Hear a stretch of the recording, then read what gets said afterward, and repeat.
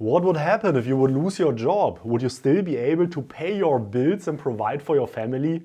Just a couple of years ago, for me, the answer would have been no. I worked in consulting, and while I surely couldn't complain about my salary, if I would have lost that job, I would have had a big problem, because that was by far my most significant income stream. Thankfully, over the last years, I was able to break free from this dependency on only relying on one stream of income. So in this video, I want to give you an insight into my journey, into what I did. So welcome to another coffee break here on my channel Firm Learning. My name is Heinrich, and on my channel I want to help you to become successful in the first years of your career. So in this video, I'm first going to show you the income streams that I built for myself, and second, some tips how you can do similar things as well that make sense to you. I recently read several articles that claim that an average millionaire has about 7 income streams to his or her disposal. So this motivated me to look into my income streams as well, and it turns out that I also have 7 income streams at the moment. Unfortunately, I'm no millionaire, and the truth is also that it wasn't always like that. This is only something that I built over the last years. So if we look back into 2019, what my situation was then,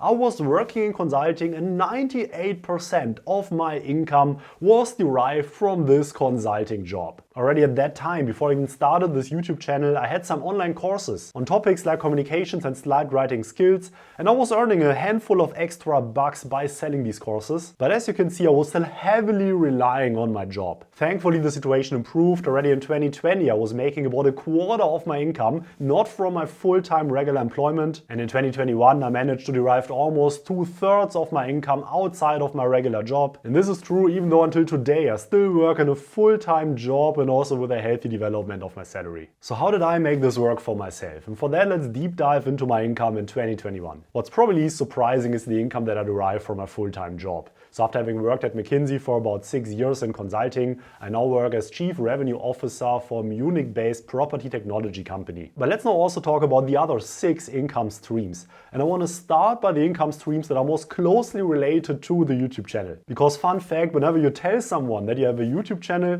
the first question usually is, okay, so how many subscribers do you have? But then the second question is, so how much do you earn with it, right? So this is a question that somehow seems to be very close to the mind of many people doing this. Surely when I started my YouTube channel in January 2020, I wouldn't even have believed that this whole commercial part is a big part of it all. So I do hope that this alone is also an inspiration to some of you, for people who maybe are thinking about starting similar projects like this. And the first thing that maybe comes to mind when thinking about a YouTube channel is the YouTube ad revenue. So whenever YouTube shows an ad on your channel, the content creator receives a revenue share of the income that YouTube gets from the companies who order the ad. For larger channels, this ad income alone can mean a 6-digit or even 7-digit annual income. So while I'm surely still far away from that, it still provides me a solid 8% share of the income that I'm making today. Next is sponsorships. So this is likely the second thing that comes to mind if you think about monetizing a YouTube channel. So yes, I think it's no secret that companies approach creators, approach me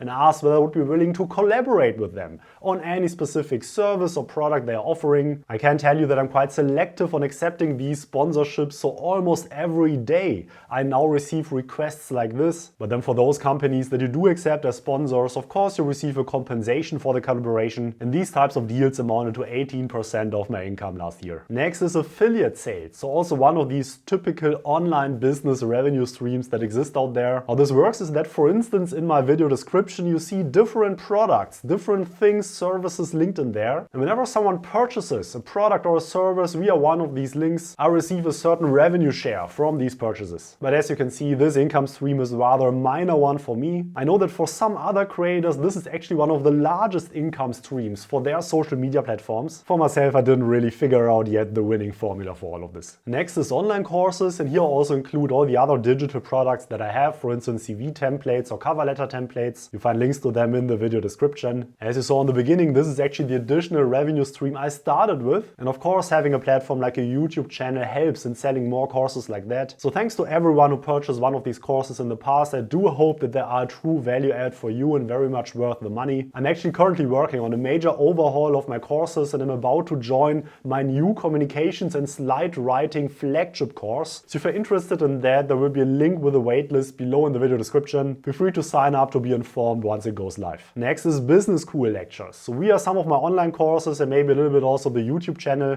I got in contact with several business schools that I now conduct lectures for. The most notable of these engagements is the University of St. Gallen, where I teach in the full-time and part-time MBA program on professional development skills. This is of course also compensated and now contributes 2% of my income. So which is the last income stream that is missing, which actually is my second largest income stream at the moment. And this might surprise some of you because I haven't talked about this much here on my channel, but it's actually corporate trainings. So over the last 2 years or so, also via my online courses, YouTube videos and so on, I've been contacted by several companies to provide corporate trainings for some of their teams. These topics also mainly focus on communication, slide writing and problem solving skills. And this is now a good solid extra income for myself that provides about 19% of the money that I made last year. So this is the full picture of my income streams. What's maybe very worthwhile to notice is what's not included here. And these are all capital gains, dividends and so on. So in the past I already created a video about my perspective on investing. I will link it also somewhere above here. If you watched that, you know that I invest the majority of the money that I do not need to finance my life into capital markets. The majority of my money is in ETFs that automatically reinvest the dividends,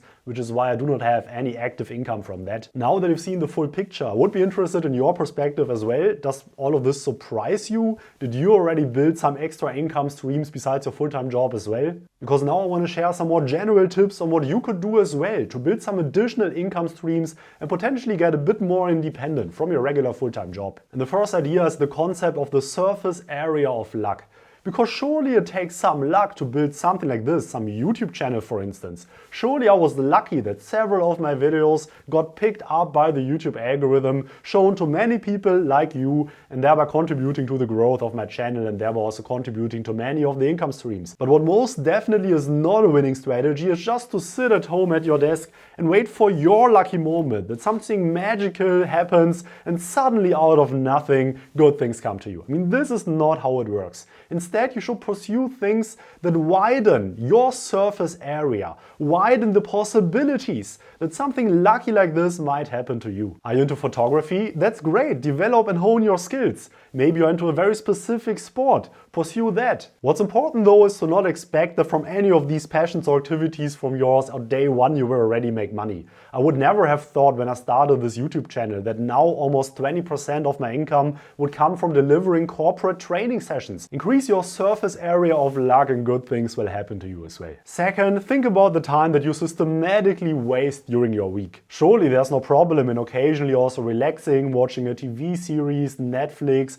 gaming or whatever pushes your buttons. Though what might potentially be problematic is if you make it a habit of yours that every single evening, say after 7 p.m, you do all these things consistently every single day. I am convinced that how your life will look like in 5 years will very much be determined by this time that you invest in your evenings, in your spare hours, whether you value your own time and make it count, do to some extent something productive with it or not. And third, and this might be a hard truth for some of us to swallow, so I was surely not in a position, not able to do all these things, invest all the time that I'm investing today to build all these things while I was still working in consulting. The job was just too demanding. Every day during the work week I was working very late hours. On the weekend I was just tired most of the time and just wouldn't have had the clear head just of thinking about things like this. So while I think it's very valid and for sure for me it was the right decision to in your 20s, also early 30s, pick such a high-paced career that really provides you with lots of learnings, at some point everyone needs to ask his or herself this question, whether picking up a job with maybe a bit more regular working hours wouldn't be a good idea, not only for family, which is of course a big dimension in this whole decision process as well, but also just to have the flexibility to pursue some extra opportunities like this. So these are just my 2 cents on the topic, so I'm surely not saying and recommending that everyone should start a YouTube channel, though I do think that there are many other ways to make something productive with some hobbies and skills of yours. But now again, let me know in your comments, what is your perspective? Are you already building something like this? How has your journey been looking like? I trust this might be very inspirational, maybe also to some of the more junior people here in the audience. As always, if you took any value out of this video at all, please destroy the like button for the YouTube algorithm and also subscribe and turn on the notification notification bell to stay up to date on all my content. Big thanks to all the members of the channel and for your support. This is very much appreciated.